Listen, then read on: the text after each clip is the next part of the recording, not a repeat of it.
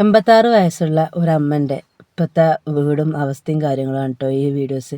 നമ്മളെ അച്ചായൻ തന്നെ പറഞ്ഞ ഒരു പേജിൽ നിന്നുള്ള വീഡിയോസാണ്. അവരെ എന്താ പറയുക, അധികാരികളും തിരിഞ്ഞു പോലും നോക്കാത്ത കുറേ പാവപ്പെട്ട ആൾക്കാരുണ്ട്. അങ്ങനത്തെ ആൾക്കാരെ തേടി പിടിച്ച് പോകുന്ന ഒരാളാണ് ഈ അച്ചായൻ എന്ന് പറയുന്നത് കേട്ടോ. അപ്പോൾ ഈ ഒരു വീഡിയോസ്, ഈ അമ്മൻ്റെ ഒരു വീഡിയോസ് ഒന്ന് കണ്ടു നോക്കി. പറ്റ പരിതാപകമാണ് ഈ ഒരു വീഡിയോസ് കാണുമ്പോൾ തന്നെ ഭയങ്കര ഇടങ്ങാറ്.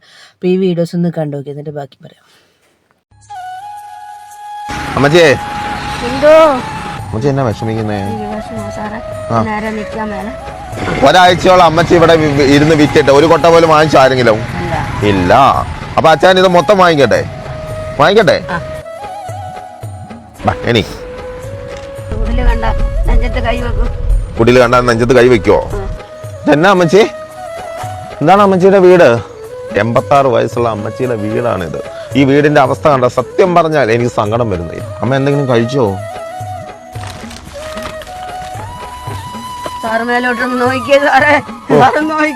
നിങ്ങൾ കാണണം, കുട്ടിയിലെ പോലെയുള്ള ഈ വീടിന്റെ മോള് നിങ്ങൾ നോക്കണം. ഈ അവസ്ഥയൊക്കെ ആര് കാണുന്നു? ആർക്ക് കാണണം? എന്ത് അധികാരികളില്ല ഇവിടെ?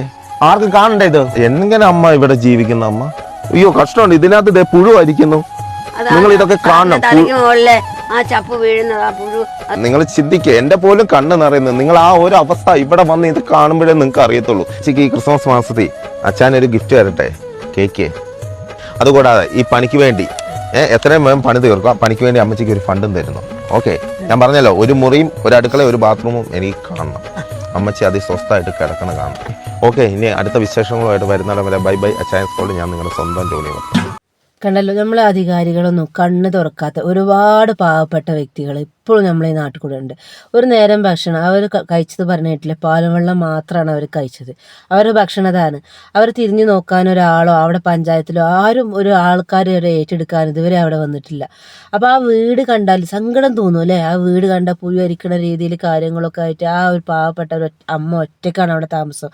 കറണ്ടില്ല, വെള്ളമില്ല, ഒന്നുമില്ല.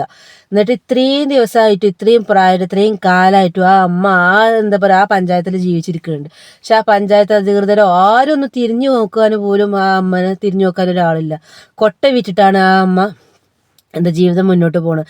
പക്ഷെ കൊട്ട എന്നൊക്കെ പറഞ്ഞാൽ എന്താ പറയുക, ആരും അങ്ങനെ വാങ്ങിക്കാത്ത സാധനങ്ങളാണല്ലോ ഈ കൊട്ട കാര്യങ്ങളൊക്കെ.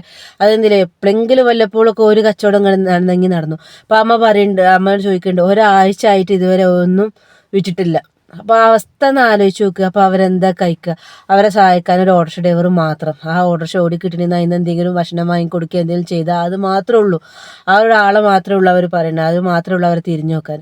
അപ്പോൾ ഇന്നത്തെ കാലത്തും ഇങ്ങനത്തെ എപ്പോഴും ആൾക്കാരുണ്ട്. അപ്പോൾ എന്താ പറയുക, ഇങ്ങനെ ഇപ്പോൾ ഈ അച്ചായനെ വെല്ലുവിളിക്കാൻ ഒരുപാട് ആൾക്കാരുണ്ട്. അങ്ങനെയാണ് ഇങ്ങനെയാണെന്നൊക്കെ പറയണത്. അതൊന്നും ഞാൻ പറയുന്നില്ല. പക്ഷെ ഞാൻ ഈ അമ്മൻ്റെ നിർദായകമായ അവസ്ഥയാണ് ഞാൻ പറയുന്നത് കേട്ടോ. അപ്പോൾ ഈ വീഡിയോ ഒന്ന് കണ്ടിട്ട് ഇഷ്ടപ്പെട്ടെങ്കിൽ ലൈക്ക് ചെയ്യുക, സബ്സ്ക്രൈബ് ചെയ്യുക, സപ്പോർട്ട് ചെയ്യുക, കൂടെ. പിന്നെ ഒരുപാട് ആൾക്കാർ പറയുന്നുണ്ട്, എന്താ കണ്ടൻറ്റ് സ്വന്തമായിട്ട് കണ്ടൻറ്റ് എടുത്തുകൂടെ. ഞാൻ ഈ ചാനൽ പറഞ്ഞാൽ റീമിക്സ് ചാനൽ തന്നെയാണ്.